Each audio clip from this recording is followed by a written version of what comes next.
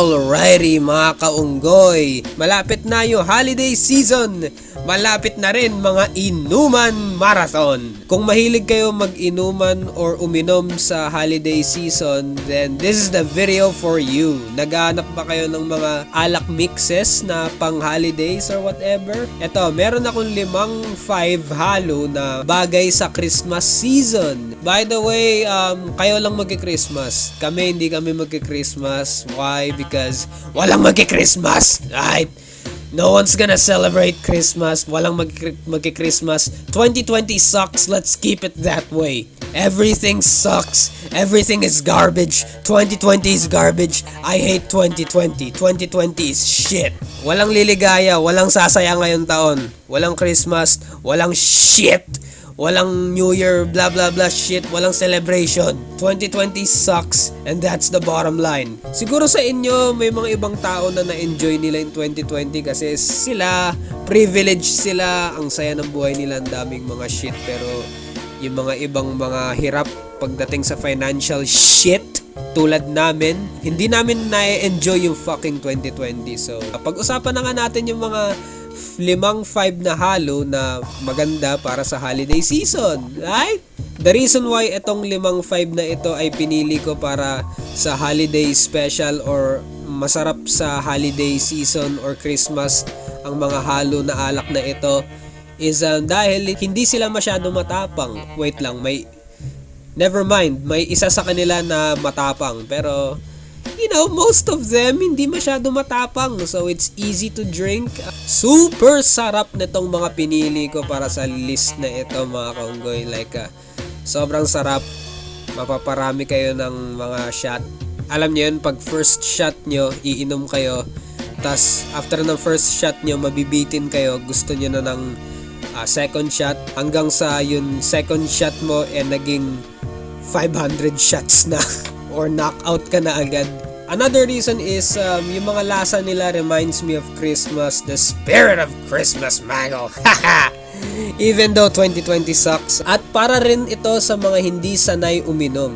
Pag hindi kayo sanay sa inuman, then magugustuhan nyo pa rin yung mga halo na ito. And masasarapan kayo. Starting with number 1. Ang ihahalo namin ngayon is depende na yun sa inumin. SOJU, pink, K-pop.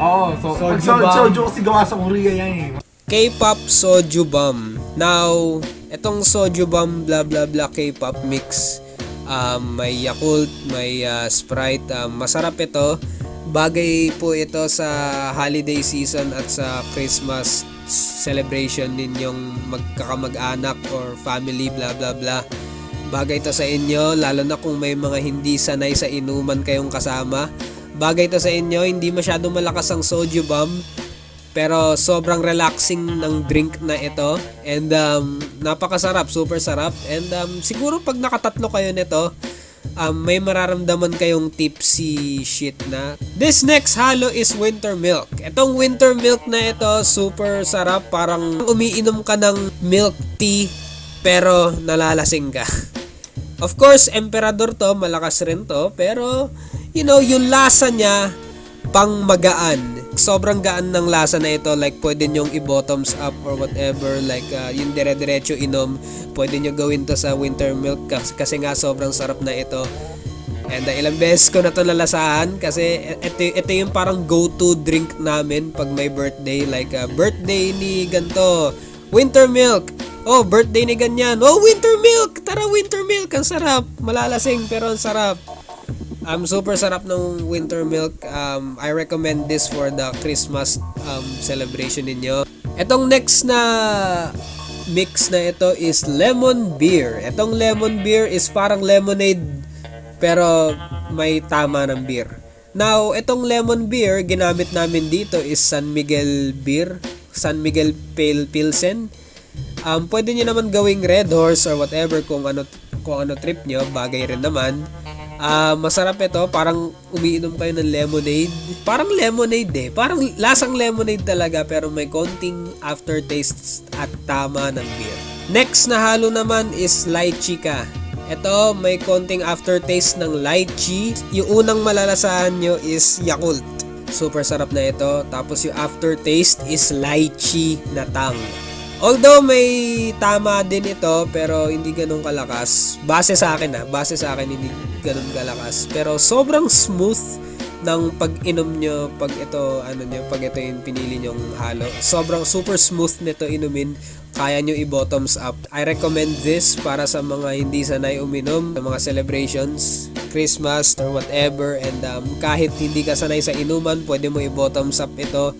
Pero ayun nga, hindi ka nga sanay sa inuman, bottoms up ka ng bottoms up, hindi mo na mapapansin, tulog ka na. So, drink responsibly, Mago! Ito next, one of my favorites, pag party, Christmas party, motor oil. Ito, paborito ko tong motor oil na ito pag gusto ko ng inuman na pang madalian lang at alam niyo yun, pang celebration, halimbawa. Oh, nakabili ng kotse si ganto. Oh, birthday ni ganto. Oh, nakapasa sa exam si ganto. Tara, motor oil, blah blah blah. Ang dali lang nitong i-mix. All you need is 1.5 Coke. Tapos beer kung gaano man kalaki, or mas masarap gawin pag damihan nyo yung Coke at damihan nyo yung beer, tas ibuhos nyo lahat sa isang malaking planggana katulad ng ginawa namin, pero mas malaking planggana ang gamitin nyo. And ayun, mag-scoop lang kayo ng mga drinks nyo katulad nito. Ayan, ginagawa namin, Ayan, ini-scoop lang namin. Hindi na namin nilagay sa pitchel. Nagsascoop lang kami dyan sa planggana, tas iinom na. So yeah, here are 5 mixes na bagay para sa Christmas at holiday season. Mago! Try it out! Sasabihin ko sana Merry Christmas, kaso naalala ko, wala pala magi-Christmas this year. This year sucks. Fuck 2020. Walang sasaya, walang liligaya. Lahat malungkot dapat. Ewan ko, basta fuck 2020, fuck everything. Like, comment, share, subscribe, and that's the bottom line because Manong Jireh said so. By the way, shout out sa comment of the day. Yay! Comment of the day. Kung gusto nyo makasama sa comment of the day tulad nito, comment lang sa lahat ng videos. Hindi lang sa Alak tutorials, kundi sa lahat ng videos. Alright? Pag mas malaki chances nyo manalo ng shoutout of the day pag lagi kayo nagko-comment sa lahat ng videos. And I mean lahat ng videos. Alright?